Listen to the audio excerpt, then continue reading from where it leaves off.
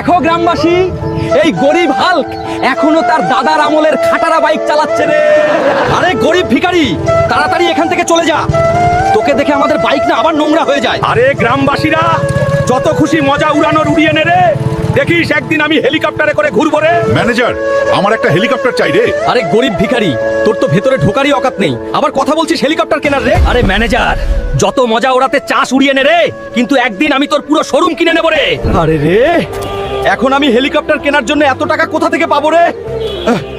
আরে রে, এটা কি? এসো এসো, মনস্টার পালোয়ানকে হারান আর জিতে নাও 500 কোটি টাকা। কি রে, 500 কোটি?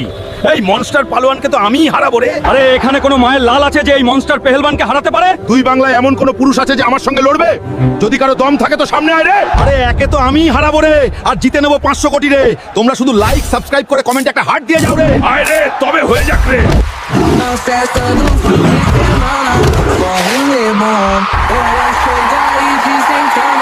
এই নে গরিব ম্যানেজার, টাকা।